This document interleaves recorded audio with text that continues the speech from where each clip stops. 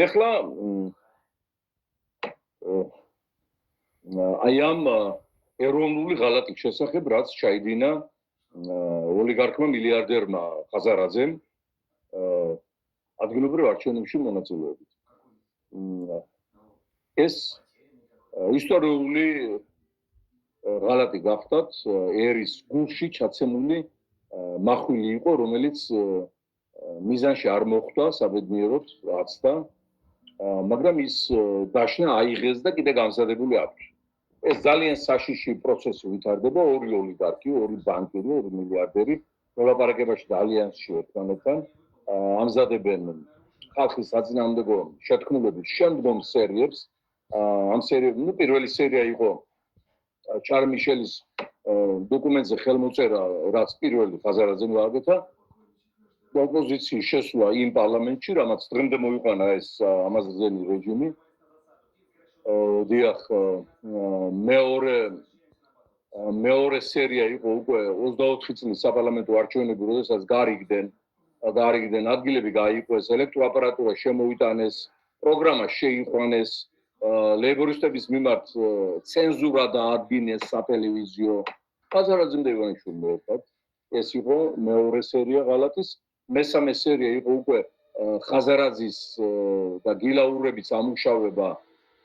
ივანიშვილის სანქციებისგან გადასარჩენად და თქვენ კარგად იცით ალბათ მათი მსტოვრები რო დადიანეს საქართველოს ბანკის მმართველი ვინმე გაჩეჩილაძე ბანდიტი ამ გილაურების ბანკის მმართველი ხო ეს საქართველოს ბანკია და ხაზარაძის ბანკის მმართველი ბუცხრიკიძე ვახტანგ ბუცხრიკიძე რო დადიან დატანტალებენ ვაშინგტონში ლონდონში აღარ მიესწრება ახლა ამათ არც პოლიტიკოსებთან არც დიპლომატებთან და ჩართეს ეს მილიარდერი ოლიგარქები იქაურ ბიზნესმენებთან დასალაპარაკებლად თუ ივანიშვილი დასანქცირდება ეკონომიკა ჩამოიშლება საქართველოს დაიღუპება თუს არ არის დაღუპული განადგურდება და ამთავრებს არსებობს და სხვადასხვა აი ამ გზით ცდილობენ რომ იმ ადგილობრივმა მილიონერებმა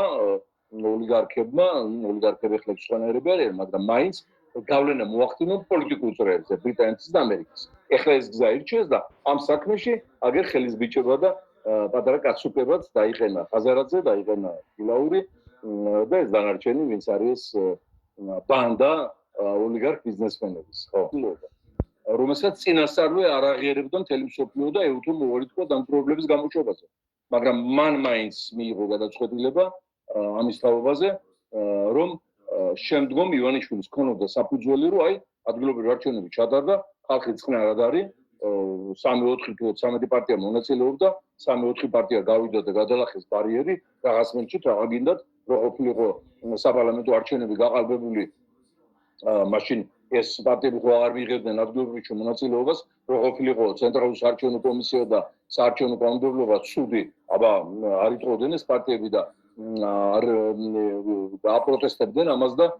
არ გამოაცხადებდნენ ბოიკოტს არჩევნების ანუ უგროვებს აი არგუმენტაციას რომ მე გადაარჩინოს სანქციებს ეს ბანდიტი და ეს ჩაშალა ეს გარიგება იმ ხალხის გამოსვლა 4 ოქტომბერს მიწასთან გაასწორო ყოველგვარი მოღალატეობრივი შეთანხმება რაც მათ შორის იყო დადებული მაგრამ ამას გააგრძელებენ ამ აუცილებლად ამას გააგრძელებენ დიდართა კლას არ სურს ძალაუფლების დათმობა მას საქართველოს ყველეთ მძევლად ხავს აღვენილი და პუტინის ლომბარდში დააგირავა არაბების იმაში ლომბარდში გადაიტანა ქვეყანა და ჩვენ ძალიან დიდი ბრძოლები ველოდება წინ ბრძოლები უნდა მოვიგოთ